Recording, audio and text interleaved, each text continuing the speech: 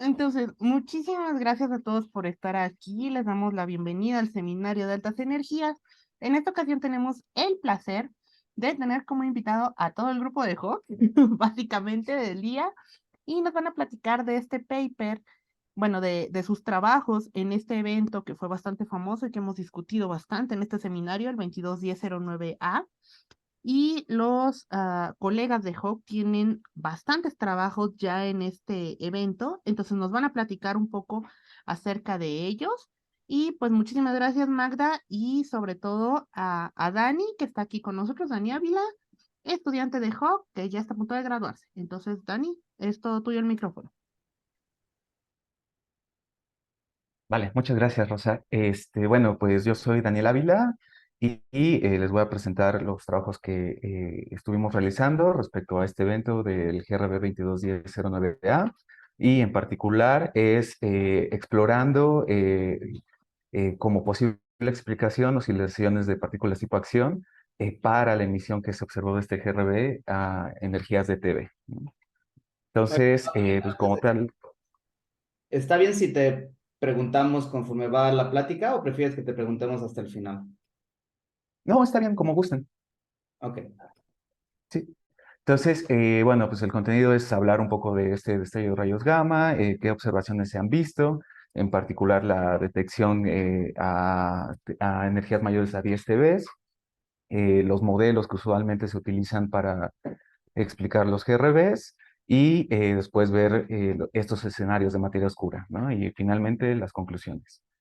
Entonces, pues en general, pues bueno, creo que todos están familiarizados con lo que son los GRBs, es que son los eventos, de los eventos más luminosos en el universo y pues, los clasifican en dos tipos, dependiendo del valor que se tiene de esta cantidad que se llama T90, en cortos y largos, dependiendo de esta duración, ¿no? Y su distribución en el cielo es isotrópica y presentan dos tipos de emisiones, ¿no? La prompt y el afterglow o la temprana y la tardía, ¿no? Y en general, pues este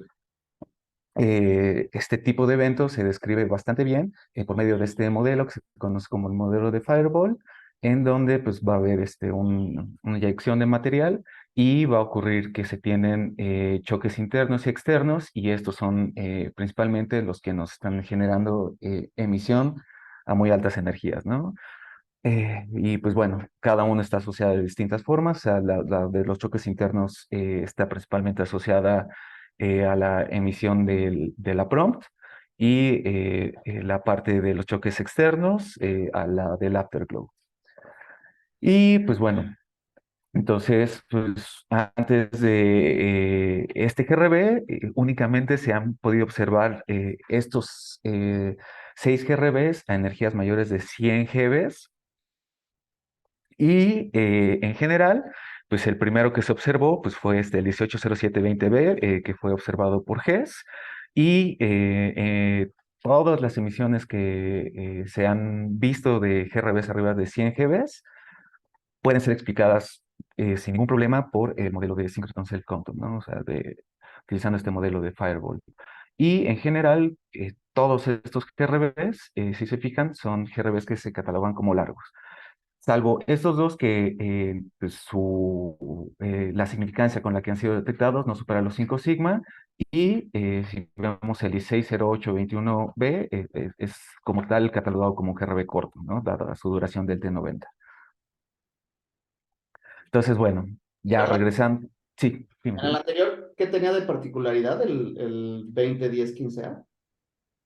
Es que no fue detectado arriba de 5 sigmas, ¿no? O sea, los únicos que han sido detectados arriba de 5 sigma son estos cuatro, ¿no? Los que no están coloreados de rojo. Ok. Únicamente es eso. Bueno, y se fijan, o sea, el intervalo de energía que se ha visto, o sea, a lo más se llega a 3 TVs, ¿no? O sea, porque digamos el GRB, el 160821b, digo, no se ha observado con una significancia estadística lo suficientemente alta. Entonces, bueno, ya volviendo a lo que es el GRB 221009A, pues bueno, este es un evento que fue bastante impactante. Fue detectado por Swift y Fermi GBM el 9 de octubre del año pasado. y ha sido catalogado como el GRB más luminoso hasta ahorita, ¿no? Bueno, por siglas en inglés, es the brightest of all times, ¿no? Y las cosas que se pudieron observar de este GRB es que se tuvo una fluence del orden de 10 a la menos 2 x por centímetro a la menos 2. Además, observaciones permitieron bueno, estimar cuál fue su redshift y se estimó que fue de 0.151. Y además la energía isotrópica, igual que se tuvo de este GRB, en un inicio se estimó de 10 a la 54 Hz. Y bueno, los últimos análisis que se tienen, al menos el de Fermi, pues ya establece, ¿no?, que la energía isotrópica para este GRB está en 10 a la 55 Hz. Por otro lado, pues, de todas estas observaciones, pues algo interesante es que no hay una asociación como tal con una supernova, cosa que se esperaría usualmente de un GRB largo, y además eh, no se observaron neutrinos, ¿no? Entonces aquí les pongo un ejemplo de cómo fue la curva de luz. Esta es por parte de Fermi GBM, y pues todos, al menos hasta la porción, o bueno, el intervalo que está denominado como 8. Antes de todo eso es, digamos, toda la prompt emission, y a partir del periodo 8 es que eh, comienza el afterglow de este GRB, ¿no? Que es decir, a partir de aproximadamente 600 segundos después del trigger de GBM. Entonces, pues como ya había mencionado, pues, lo interesante de todo esto es que tanto Lasso como Carpet pues, fueron capaces de, o bueno, dijeron haber visto fotones a muy altas energías, ¿no? Por parte de Lasso se vieron fotones entre 500 GeV, y al menos dicen que pudieron observar un fotón cuya energía máxima fue de 18 TeV, ¿no? Que eso ya llama bastante la atención, ¿no? Sus observaciones dicen que fueron en los 2000 segundos después del trigger.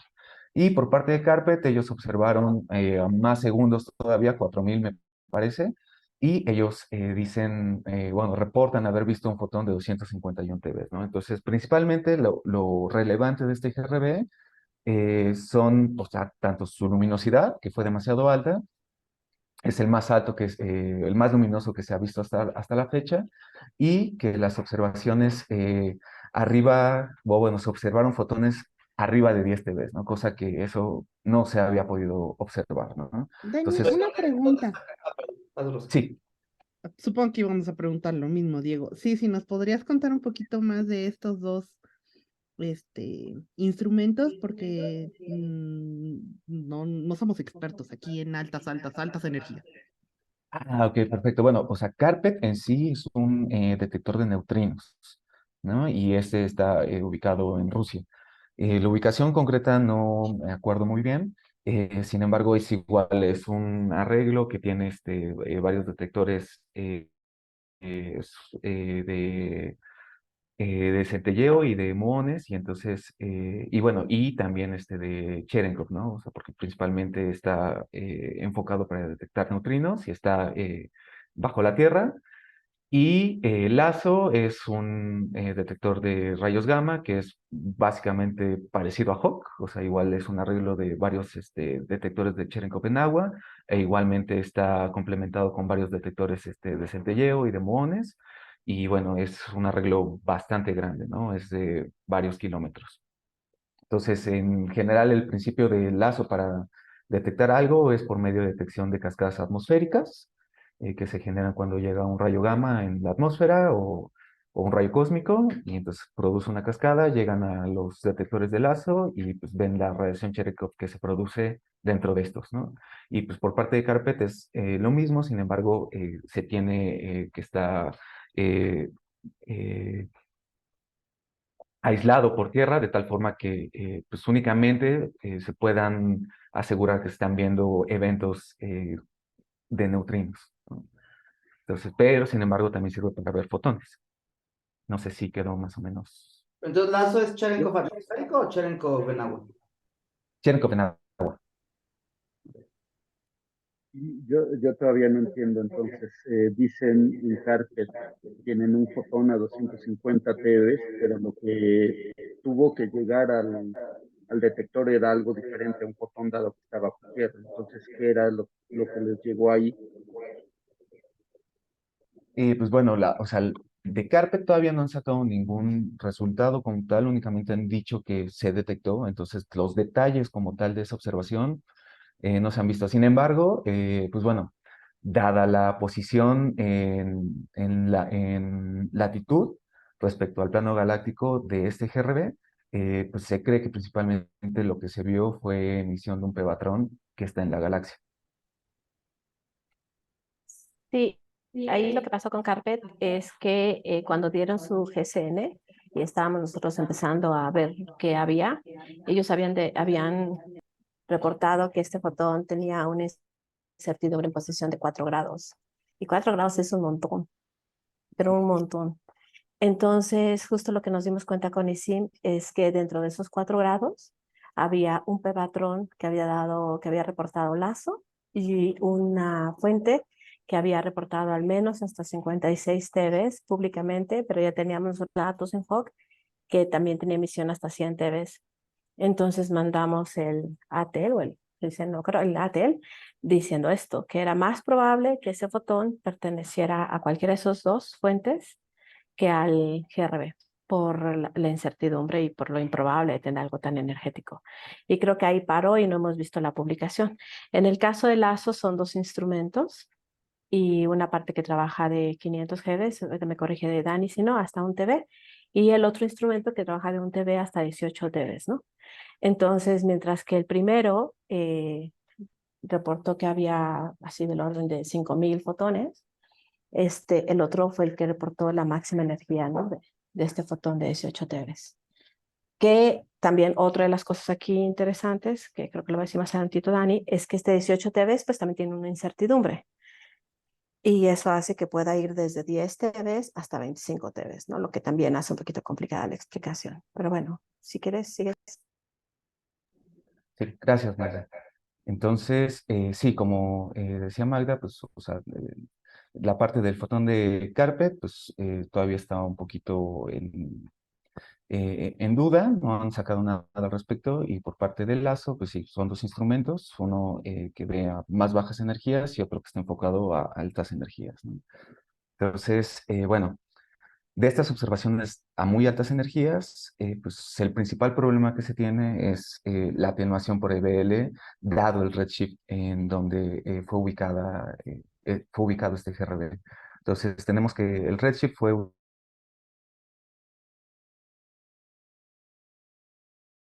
este trabajo que fue presentado por Lima, utilizando el modelo de EBL de Domínguez. Perdón, Dani. Pues sí. Y otra vez, como no somos expertos en ultra altas energías, ¿le puedes explicar? Sé que varios estudiantes no saben qué es el EBL.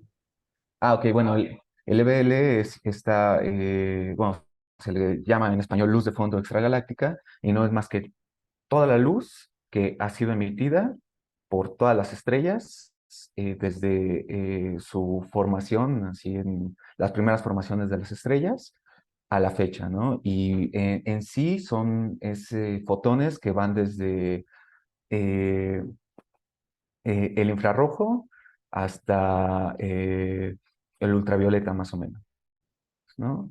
Entonces, lo que se tiene con esos fotones es que cuando se tiene un fotón de muy altas energías, va a interaccionar con fotones de estas energías justamente, de tal forma que se van a generar pares electrón-positrón, y entonces si teníamos una fuente que estaba emitiendo muy altas energías, esos fotones se van a ver atenuados, ¿no? O sea, es decir, interaccionan con los fotones del EBL y entonces el flujo intrínseco que estaba siendo emitido se ve atenuado, ¿no? Y mientras más energía tengan los fotones, la probabilidad de interacción es mucho mayor, de tal forma que la atenuación cada vez va siendo mucho mayor, ¿no? Que es lo que aquí se muestra en esta gráfica de cuál es el modelo de Domínguez, donde tenemos que pues, la atenuación es un factor de E a la menos tau, donde tau es la opacidad que se tiene, Y entonces, pues mientras más energía, y bueno, y en el eje X se tiene la energía de los fotones emitidos por la fuente de muy altas energías,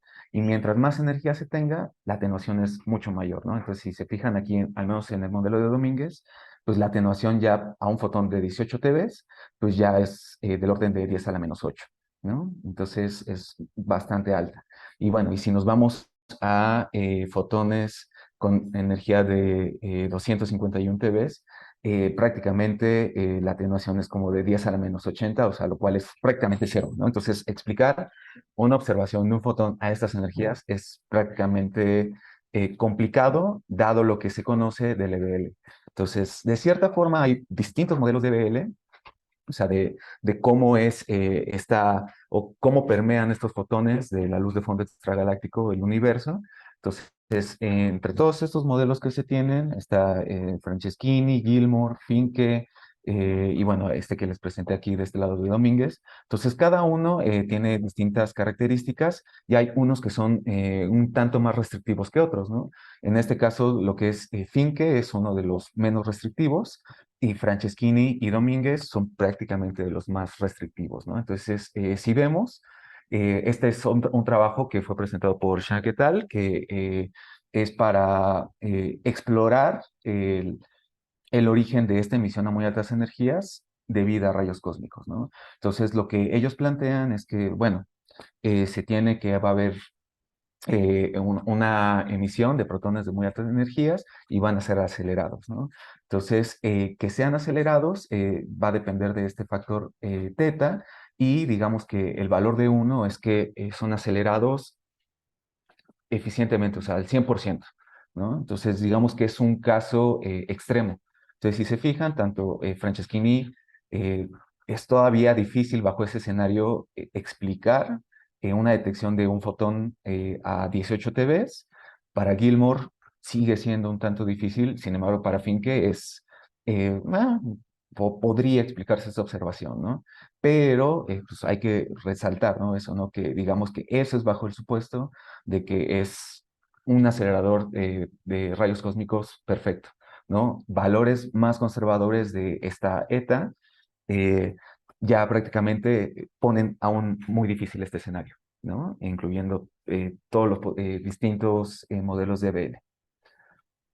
Entonces, bueno, en general, dada la posición del GRB y la energía que fue observada, al menos para el fotón de 18 TeV, es bastante complicado explicar esta observación debido a el EBL, ¿no? Entonces, pues, ¿qué fue lo que hicimos, no? Entonces, esto fue parte... Sí, Voy a regresar. Entonces lo que estás diciendo es, si hubiera sido por EBL, es muy poco probable porque la atenuación se lo hubiera desaparecido. exacto, sí.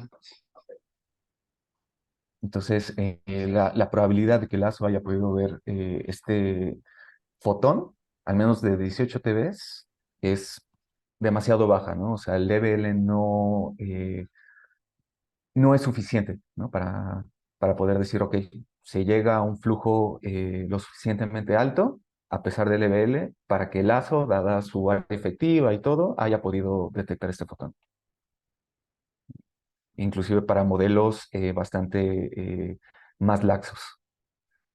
Entonces, pues lo que hicimos aquí fue explorar la parte del modelo de Synchrotron Cell Compton, que esta parte fue la que Junior estuvo trabajando. Entonces, en general, la emisión a muy altas energías, pues se cree que es generada en los choques externos y es debido a Synchrotron Cell Compton, ¿no? Y lo que se exploró fueron los casos bajo este modelo en donde el efecto Klein-Shina es tal que permite tener fotones a muy altas energías, ¿no? O sea, es decir, se exploraron los escenarios en donde la energía de corte, debido al efecto Klein-Shina, permite que haya aún interacciones bajo el modelo de Synchrotron Cell Compton a estas energías, ¿no? Para tener fotones hasta 18 y 251 TeV. Entonces, lo que se obtuvo de este resultado fue que tanto los valores para la fracción de energía que se llevan los electrones, la fracción de energía que se lleva el campo magnético y la densidad de partículas que se tienen, no son consistentes con las observaciones que se han tenido en multifrecuencia, ¿no? De afterglows. Entonces, aquí hay un trabajo de Santana donde se tienen distintos GRBs que fueron observados y cuáles son los valores típicos que se han visto para la fracción de energía que se lleva en amplificar el campo magnético. Y si vemos, van de 10 a la menos 4.5 hasta prácticamente cero, ¿no? Y lo que nosotros obtuvimos es que los valores que se necesitarían para, bajo el modelo de síncrono cell quantum, explicar un fotón de 18 TeV y 251 TeV son demasiado bajos, ¿no? Son atípicos. Entonces, la región azul es, digamos, los valores que se necesitan para tener una observación del fotón de 18 TeV y la gris para el de 251 TeV, ¿no? Entonces, son valores bastante atípicos. Además de eso, el flujo que se tendría serían demasiado bajos, ¿no? Sería de 10 a la menos 23 para el fotón de 251 TeV y de 10 a la menos 20 para el fotón de 18 TeV. Daniel, Flujos que son demasiado bajos como para que el lazo haya podido detectarlos, ¿no? Inclusive Carpet, perdón. ¿podrías ir a densidades más bajas o no? ¿O hay alguna razón por la que la densidad es 10, la mínima? Si energías más bajas, o sea, si no, no hay problema. La cosa es que para poder tener aún interacciones de vida inverse Compton, la energía de Klein-Shina igual está relacionada con tanto la fracción de energía del campo eléctrico, digo, de los que se llevan los electrones, del campo magnético y la densidad. ¿Perdón? Entonces, esa figura, si vas a densidades más bajas, parece que puedes tener una epsilon B más alta, ¿no? ¿Por qué la densidad está entre 10 y qué limita eso? Bueno, esto, aparte que este era un GRB largo, ¿no? Entonces en un GRB largo, pues esperas que la densidad sea alta, ¿no? A diferencia de un GRB corto. Entonces ya una densidad de 10 partículas por centímetro cuadrado ya es un poco pequeña para lo que tú esperarías de un GRB largo. Ok, Entonces sí, como por ahí estaba el límite, ¿no? Entonces esto iba como justo en el sentido opuesto, ¿no? Tanto que estás bajando el valor del parámetro microfísico, que bueno, de la cantidad de energía que va para el campo magnético, como que estás yendo en la dirección de bajar la densidad cuando tú sabes que es un GRB largo que quiere densidades más altas, ¿no? Por estar justo dentro de la galaxia y toda la parte que sacó en el GRB, ¿no? De la nova. podría ser Entonces, por eso es. de uno o de algo así. A veces se observa. Sí, sí, pero ya está como en el límite, ¿no? De los largos. Pero aún así, aunque tú lo pusieras y aún así, aunque lo permitieras, aquí lo que está diciendo Dani es que el flujo de fotones era muy bajito como para que realmente pudiéramos llegar a ver un fotón en la Tierra por el EBL. Ok, Entonces, Vale, gracias, María. Entonces, bueno, dado esto, que vimos que al menos la parte del modelo leptónico es complicado poder explicar estas observaciones y también varios trabajos de rayos cósmicos, aunque lo pueden explicar, requieren ciertas condiciones, ¿no? Que tampoco es claro que se puedan cumplir.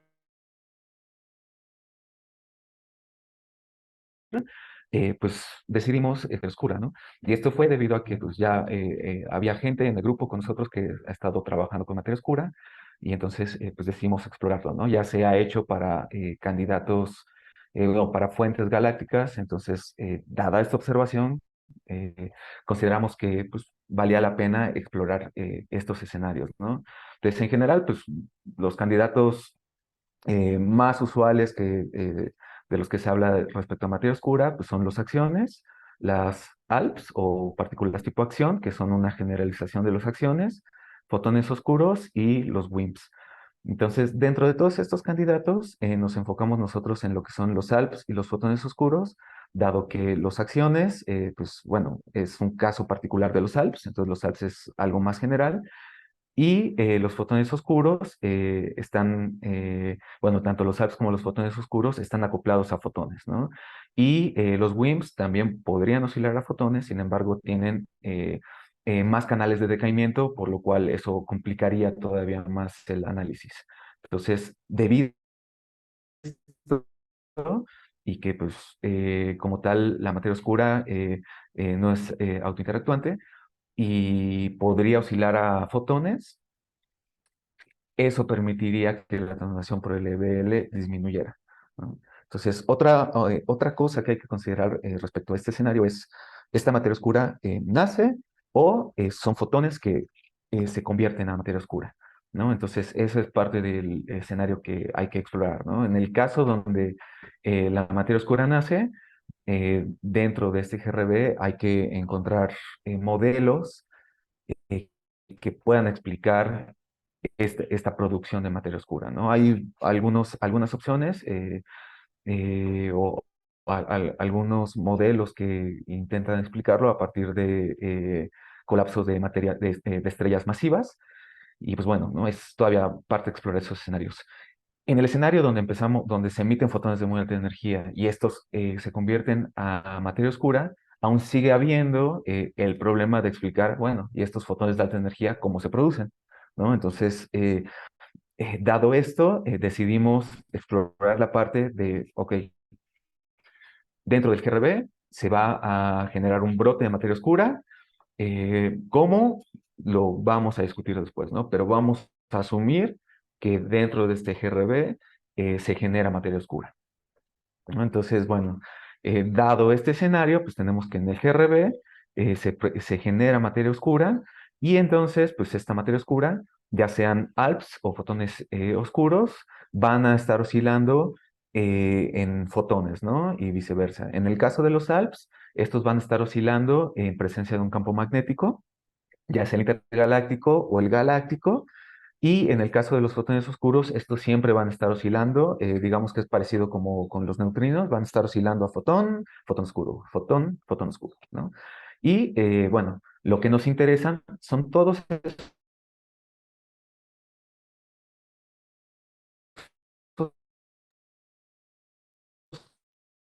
Ay, Dani, estás cortándote.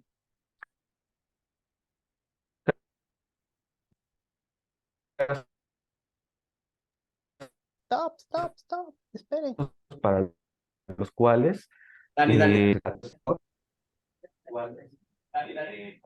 ¿me Sí, es escucho que, de nuevo o no? sí, ahora sí. ¿Podrías repetir? Te perdimos desde que estabas hablando de los fotones oscuros. Ya, perdón, si Ajá. es que al Que parecer la conexión está un oscilan, van y poquito. regresan y que después llegan al Ah, ok, Y perdón, sí, es que la galáctico. red anda medio mal. Entonces, Y bueno, ahora, lo que les comentaba. una duda. ¿Qué es un fotón oscuro? Buena pregunta, ¿no?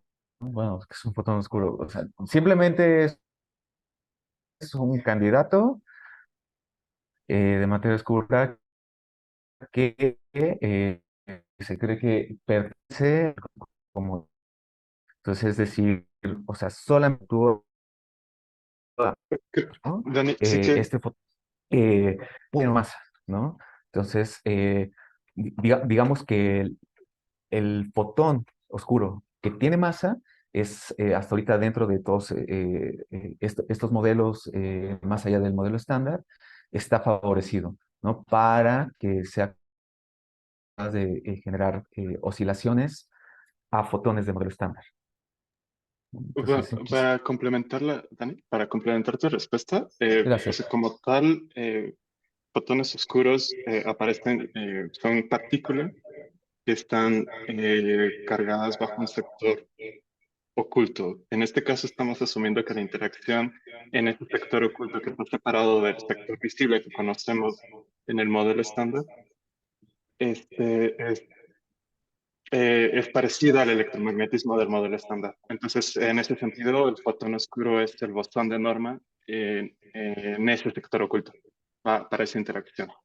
Y bueno, como decía Dani, en este caso no es necesario que esté haya presencia de campo magnético de electrones para que ocurran las oscilaciones de fotón a fotón oscuro. Gracias, Sergio. Entonces, pues lo que se tiene es que nos interesan únicamente los casos para los cuales ya sean ALPS o fotones oscuros que se generen en el GRB, lleguen a la Tierra como un fotón, ¿no? Entonces, pues para esto, pues dijimos, bueno, ok, ¿no? Si se va a generar materia oscura en el GRB, pues la energía que se lleva a esta materia oscura para poder ser generada no tiene que ser demasiada, ¿no? De tal forma que la dinámica que se conoce del GRB no sea alterada como tal, ¿no? Entonces, lo que hicimos fue suponer que la producción de esta materia oscura se llevaba un cierto porcentaje de la energía isotrópica para poder así acotar una normalización, ¿no? A una energía de 1 TeV de esta materia oscura, ¿no? Y bajo la hipótesis de que esa materia oscura está siguiendo una ley de potencias. Entonces, utilizando ese valor de la normalización, pues nosotros podemos calcular el número de fotones. Entonces dijimos, bueno, si LASO observó un fotón a 18 TeV y Carpet 1 a 251, nosotros podemos acotar cuál es la probabilidad mínima que se necesita para poder observar eh, esos fotones, ¿no? Y explorando ambos candidatos. Entonces lo que hicimos fue decir, bueno, ok, ¿no? Dado que tenemos las partículas hipoacción y los fotones oscuros, pues bueno, ya les comenté que son candidatos al menos los ALPS, y candidatos de materia oscura que están acoplados electromagnéticamente mediante este lagrangiano, de tal forma que únicamente basta que haya un campo magnético para que se pueda tener una oscilación de acción, bueno, de ALP a fotón, ¿no? Entonces, aquí mostramos algunos candidatos que tenemos. Entonces, las barritas que tenemos aquí son la energía de 18 TeV y 251 TeV. Y lo que tenemos es que hay candidatos que la probabilidad de supervivencia, de que hayan nacido como ALPS y que hayan llegado a la Tierra como un fotón, es mucho más alta de lo que sería el EBL, ¿no? Que en este caso el EBL es esta línea punteada. Entonces, bueno, hay candidatos que se encuentran en regiones que ya han sido excluidas por otros experimentos. Sin embargo, hay candidatos que se encuentran aún en regiones que no han sido excluidas. Entonces, o sea, si vemos, hay candidatos que, ok, la probabilidad de supervivencia es de 10 a la menos 3 para 10 TVs, o 18 TVs, y todavía un poco más alta para 251 TVs. Eh, entonces, esto podría explicar estas observaciones. Entonces, pues, ¿qué fue lo que hicimos? Fue... ¿Puedes repetir anterior? A ver si entiendo sí, bien. O sea, lo que quieres es los modelos que estén arriba del level. exactamente. Pero ahí veo 3, de hecho hay 4, ¿no? O sea, está la azul punteada, la azul hash, luego la azul sólida, que por lo visto la roja está también abajo. Entonces hay 4. Ah, sí. Bueno, perdón. Aquí en este caso, o sea, se fijan, o sea, los candidatos se dividen entre su masa y su acoplamiento, ¿no? O sea, qué tan acoplados están a los fotones. Entonces, eh, lo que hicimos también es que, bueno, esto va a depender de la distancia que van a recorrer estos ALPS y el campo magnético que están atravesando. Y además, de cierta forma, se puede incluir, digamos, la interacción que van a tener si hay un jet, ¿no? Entonces lo que hicimos fue poner cómo sería el comportamiento de la probabilidad de supervivencia de estos ALPS para este candidato de una masa de 10 a la menos 8 electronvolts y un factor de acoplamiento de 10 a la menos 10 electronvolts a la menos 1. Entonces, considerando que hay jet y que no hay jet, ¿no? O sea, que hay interacción, ¿no? Con el jet del GRB. Entonces, pues lo que vimos es que prácticamente a estas energías, digamos, la probabilidad de supervivencia no varía, ¿no? Entonces, por lo tanto, sin pérdida de generalidad, hicimos todos los cálculos de la probabilidad para distintos candidatos sin incluir el jet, ¿no? Entonces, las otras líneas punteadas lo que muestran son distintos candidatos, ¿no? Es lo único. Entonces, bueno, ahora sí, lo que se hizo fue hacerlo para esta malla de candidatos, o sea, es decir, candidatos que van de entre 10 a la menos 10 hasta 10 a la menos 11 en el factor de acoplamiento y para una masa de 10 a la menos 8 hasta 10 a la menos 5 electronvolts. Entonces, si se fijan, las probabilidades, los colores es lo que nos están dando las probabilidades y tenemos probabilidades que van prácticamente del orden de 10 a la menos 1 hasta 10 a la menos 5. Entonces, lo que nos interesa son las probabilidades que están en este orden, ¿no?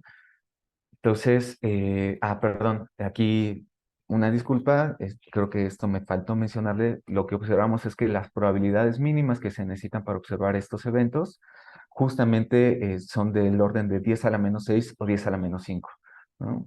Entonces, dado esto, o sea, tenemos que hay bastantes candidatos, al menos de partículas de tipo acción, que pueden explicar el fotón de 18 TeV, ¿no? En lo que respecta a los fotones oscuros, bueno, como ya mencionó Sergio, pues igual están acoplados a fotones del modelo estándar y pueden haber oscilaciones fotón, fotón oscuro y viceversa. Entonces, se exploró igualmente el conjunto de parámetros eh,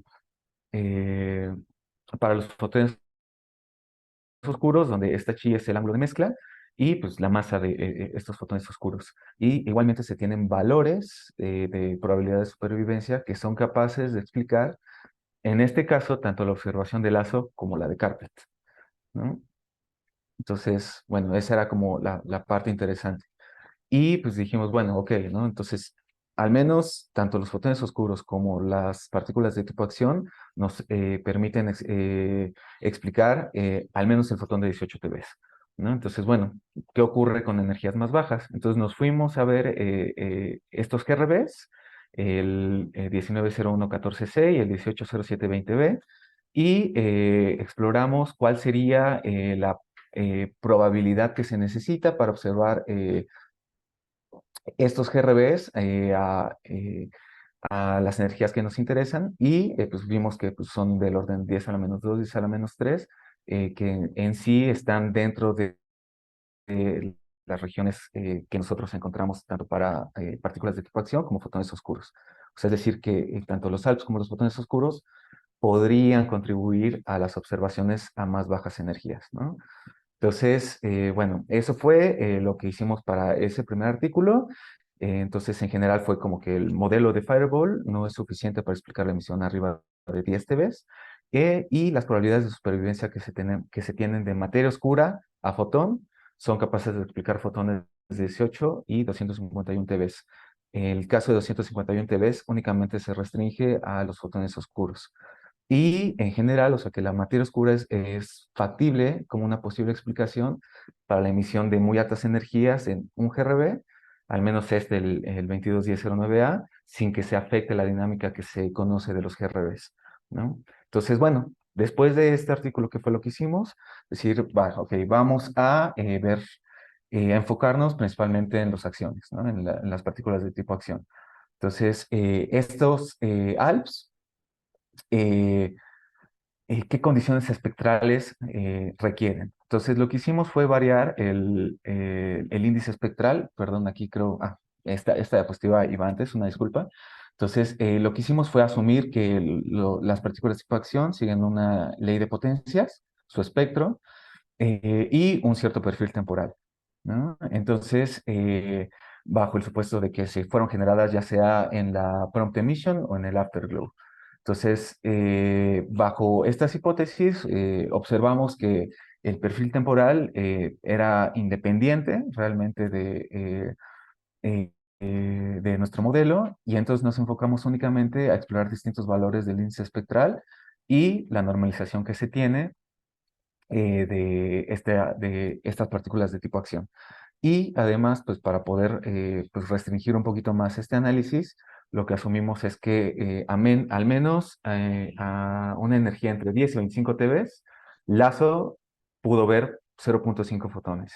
Pero más allá de esta energía, más allá de 25 TeV, eh, tuvo que ver menos de 0.5 fotones, ¿no? Dado lo que se reportó, ¿no? Que la energía más alta que se observó fue de 18 TeV, ¿no? Y pues bueno, hicimos esta cota, como dijo Magda hace rato, pues la sensibilidad, bueno, la incertidumbre en energía de lazo es justamente eso, ¿no? Para una energía de 18 TeV, digamos que el intervalo de energía de confianza es entre 10 y 25 TeV, ¿no? Entonces, ahora sí, lo que hicimos fue explorar distintos porcentajes de energía que se llevaban la creación de ALPS y de dónde a dónde fuimos integrando esta energía isotrópica para obtener así una normalización. Entonces, lo que tuvimos es que para distintos índices espectrales, pareciera que índices espectrales más suaves son los que, digamos, favorecen que haya una región más grande. Aquí en este caso los colores son, en la región azul, son todos los candidatos de ALPS que no tienen una detección de más allá de 0.5 fotones, arriba de 25 TeV. Y la región rosa son todos los candidatos que nos dan más de 0.5 fotones entre 10 y 25 TeV. Y la región amarilla es la intersección, que justamente son los candidatos que nos interesan, ¿no? O sea, son aquellos candidatos que nos dan una observación entre 10 y 25 TeV, pero no una arriba de 25 TeV. Entonces, si vemos aquí en todas las regiones amarillas, pues pareciera que favorecen bueno, la región se favorece cuando tenemos espectros más suaves y la energía que se requiere para estos, para estas partículas tipo acción, para ser generadas, es menor, ¿no? Entonces, eso fue lo que estuvimos explorando en un segundo trabajo y entonces dijimos, bueno, ok, Pregunta, pero, o sea, ¿sí sí, se espera o sea, porque, bueno, varías relativamente poco el índice, ¿no?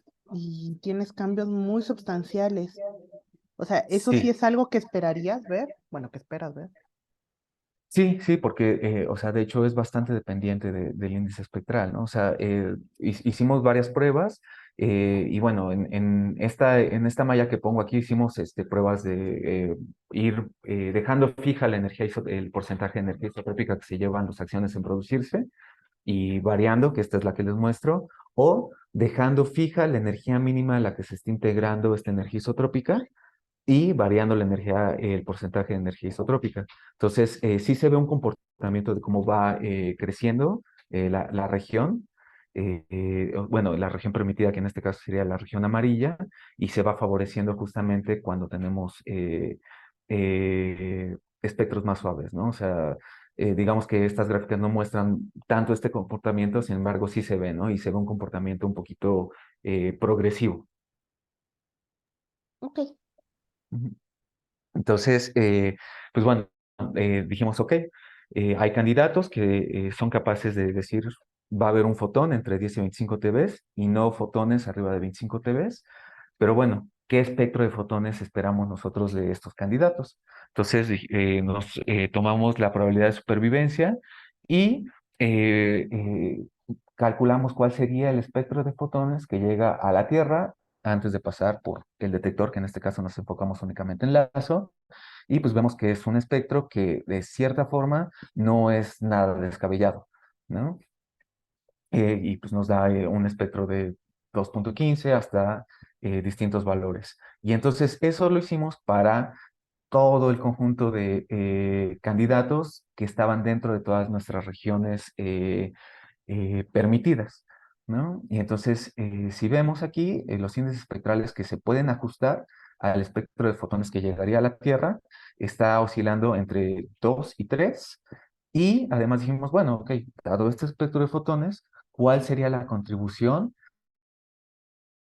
arriba de 500 GeV, ¿no? Entonces, dado que LASO reportó que vio a energías arriba de 500 GeV al menos 5000 fotones, pues lo que vimos es que prácticamente la contribución que se tendría de este espectro de fotones debido a partículas de tipo acción, pues es alrededor de un 7% de lo que vio LASO, ¿no? De lo que reportó LASO. Entonces, de cierta forma, esto es bueno, dado que no entra en conflicto con los modelos estándar que se tienen para explicar la energía, la emisión de fotones a estas energías, ¿no? Entonces, pues bueno, de este trabajo, aquí, pues, perdón, ya no incluí una última parte que hicimos, que fue explorar un modelo de producción de materia oscura, ¿no? Que en particular fue el modelo de producción debido al colapso de una estrella masiva, en general dentro de una estrella, una protoestrella de neutrones, y bueno, básicamente el resultado de ese análisis fue que ese modelo no es capaz de explicar al menos la producción de partículas de tipo acción que estamos explorando nosotros.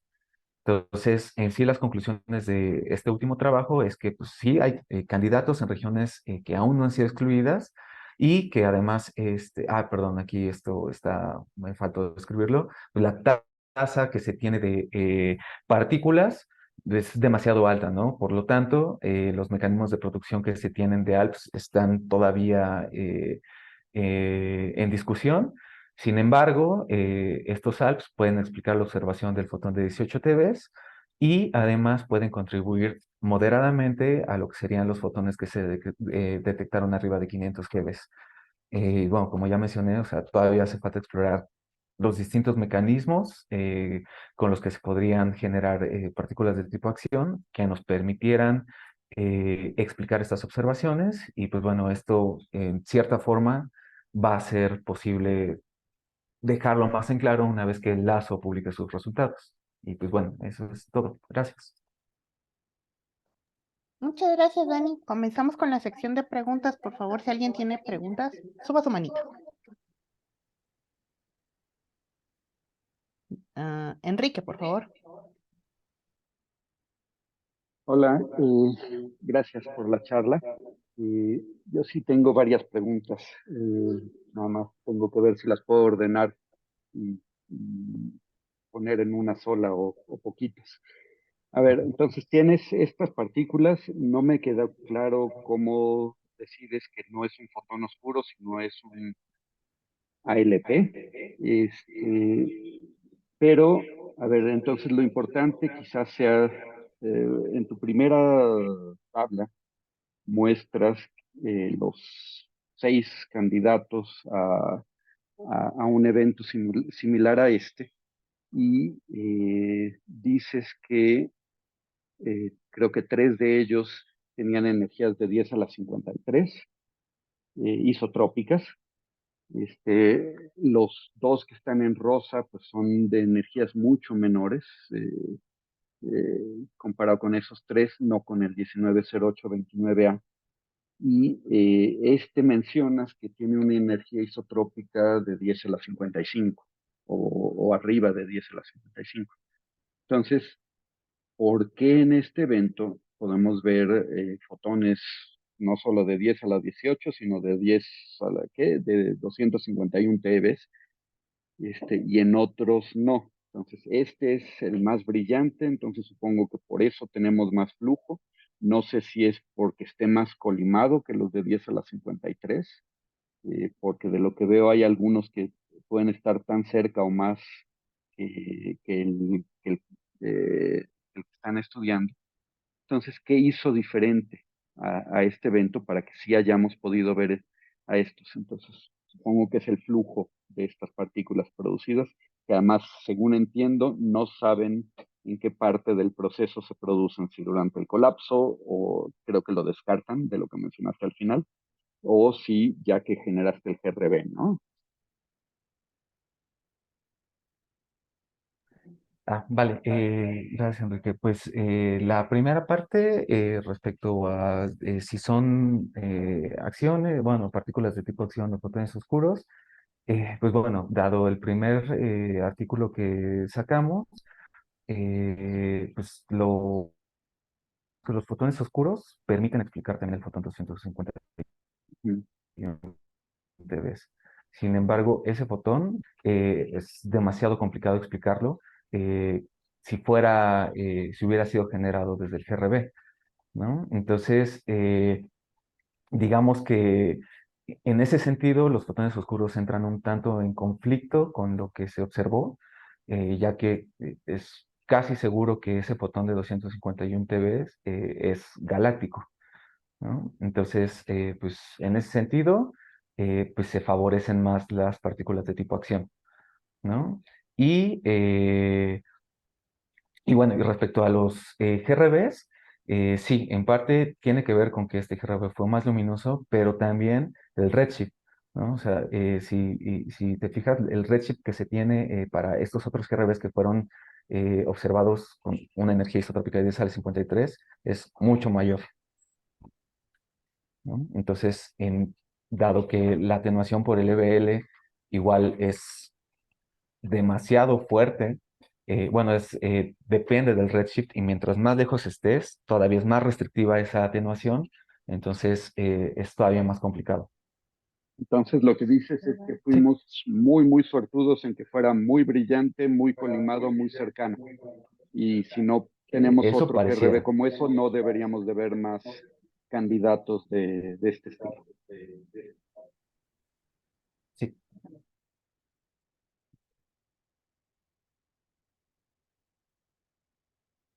Esperen, Sí es. esta Magda va a presentar algo rápido, entonces déjenme.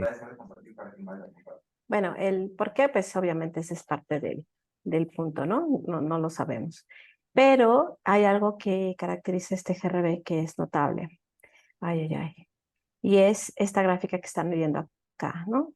Que pone el corrimiento al rojo en función de la energía isotrópica. Como ven, casi todos los GRBs pues siguen como este comportamiento así lineal en log-log, pero el 221009A está acá, que es la estrella, ¿no?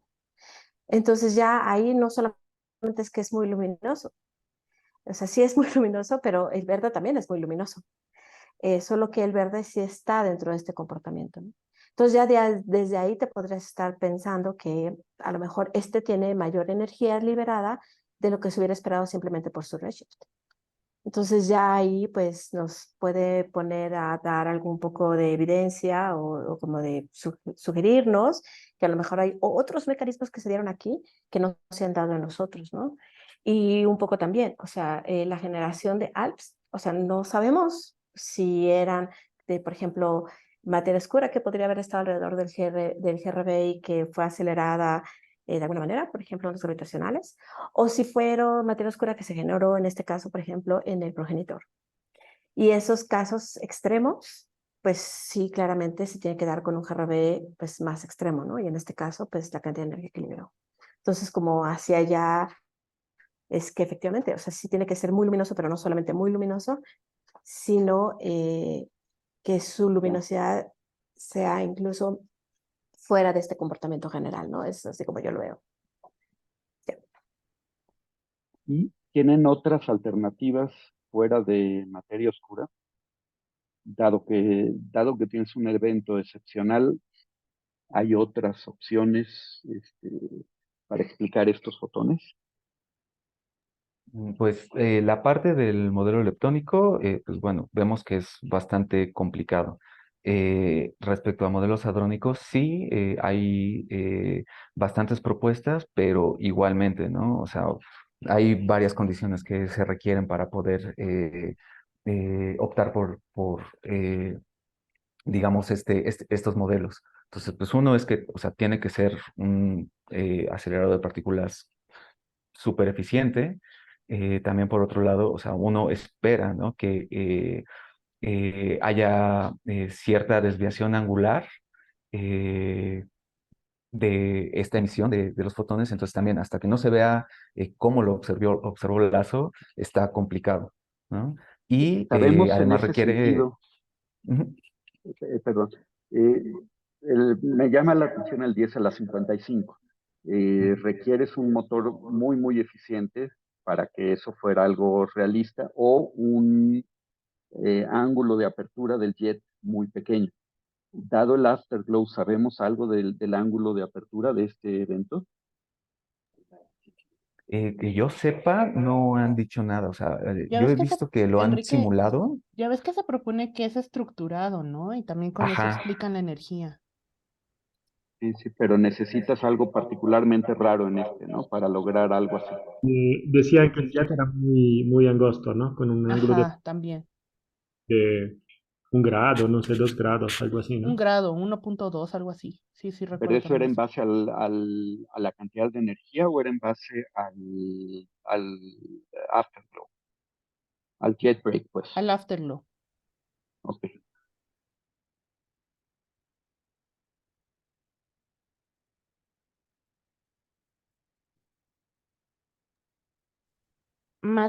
Bueno, no sé, Enrique, ¿ya acabaste? Tengo bastantes más, pero creo que le paro para dar chance a todo el mundo. Está bien. Entonces, ¿Alguien más tiene preguntas? Si no, Diego.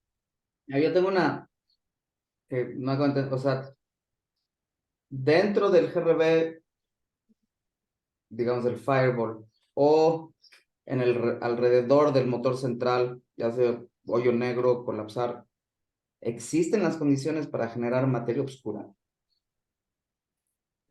Pues justamente es lo que no sabemos, ¿no? Entonces, de hecho, hay varios artículos que han habido que exploran las condiciones que se requieren para generar materia oscura y pues al menos se requieren condiciones de temperatura, sí, bastante extremas, ¿no? Entonces, ¿Sabes que es bastante extremo? O sea, 10 a la que. me parece 10, ay, no recuerdo, creo que Álvaro debe de tener más presente ese número, o Sergio. Sí, bueno, respecto a a la temperatura, los valores que estuvimos considerando también para hacer nuestra exploración en el siguiente artículo, pues van desde el orden de 10 a la 8 Kelvin hasta 10 a la 11 Kelvin. Y pues eso, en realidad, ese rango tan amplio en temperaturas dentro del progénito, bueno, en el colapsar, por ejemplo, pues va a depender mucho de la ecuación de estado que se está utilizando y cómo se modelan las interacciones dentro de la estrella propia, ¿no? En cuanto a las condiciones o que se requieran o podrían estar ahí presentes para poder generar materia oscura, pues no solo está la temperatura, sino también lo que quieres es incrementar el número de blancos con el cual puedas maximizar el número de interacciones que te dejan en la producción de materia oscura. Por ejemplo, tener una alta densidad de protones o de nucleones dentro de la estrella, pues eso también te garantiza que puedas, los diferentes modelos a considerar, que puedas estar obteniendo partículas producidas, ¿no? Y pues la otra simplemente sería, ¿cómo se llama? Los procesos que estaremos considerando, pero bueno, vamos hasta ahí.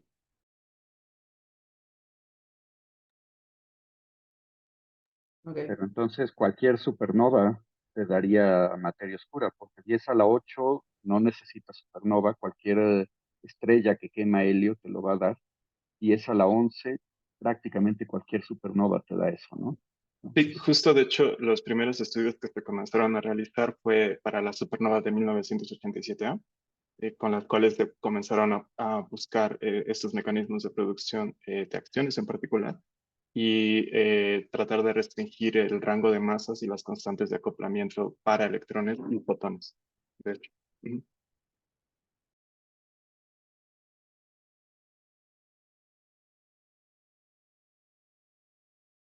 ¿Más preguntas? Si no, creo que podemos terminar la reunión agradeciéndoles muchísimo por su participación. Déjenme encender la cámara, yo me peiné. Entonces, a ver, primero paro las preguntas, ¿no? Déjenme encender la